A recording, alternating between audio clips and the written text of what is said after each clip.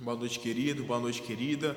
Chegamos hoje no nosso 33º dia de propósito, que tem como tema como agem os verdadeiros servos. Como agem os verdadeiros servos.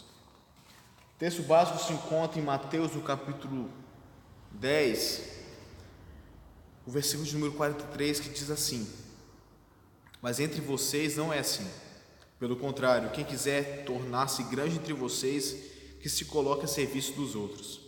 E quem quiser ser o primeiro entre vocês, que seja servo de todos.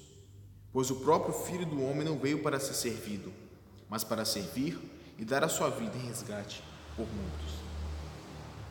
O principal exemplo de servidão é Jesus Cristo. Filipenses, no capítulo 2, a partir do versículo 5, fala que ele não tomou por usurpação ser igual a Deus, antes se humilhou, assumindo a forma de servo, e foi obediente até a morte e morte de cruz. Jesus, primeiramente, é o nosso principal exemplo de servidão. Temos que olhar para ele se quisermos ser servos genuínos, servos eficientes, servos que adorem a Deus com o seu trabalho de coração. Bom, mas o tema de hoje fala sobre como agem os verdadeiros servos. Os verdadeiros servos não agem de maneira a se aparecer. O verdadeiro servo não procura ter proeminência. O verdadeiro servo ama o outro, se disponibiliza para o outro de todo o coração. O verdadeiro servo não se preocupa se ele vai se desgastar com isso, se ele não vai ser necessariamente reconhecido por isso, mas o verdadeiro servo entende que aquilo que ele está fazendo é para a glória de Deus. Eu vou citar um exemplo muito importante que pode servir para a gente. Apesar de que o reconhecimento não é o foco principal, como eu já disse, mas essa história que eu vou contar para você ilustra muito bem a história do servo. Alguns anos atrás, quando eu ainda era criança, eu tinha alguns brinquedinhos de guerra que eu gostava de brincar com aqueles bonequinhos de guerra e imitar bombas explodindo e tudo mais, e era muito engraçado. E eu tinha um ursinho de pelúcia, um cachorrinho de pelúcia chamado Didio. E os familiares que estão acompanhando aqui esse vídeo talvez vão lembrar do Didio, o cachorrinho azul.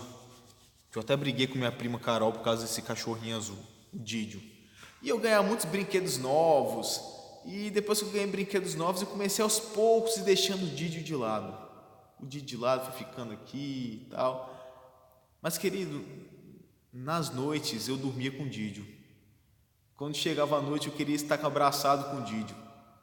E hoje, muitos daqueles brinquedos novos que eu ganhei eu já me esqueci.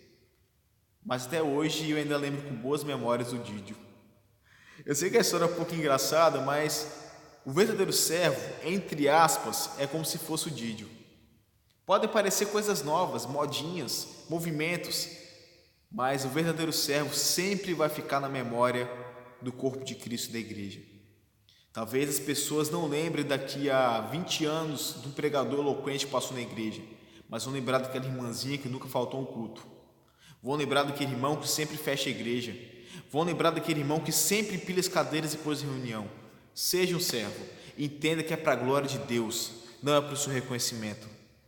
Deus sim vai galardoar, vai abençoar aqueles que serviram de coração. Portanto, sirva de coração, pois é essa atitude um verdadeiro servo.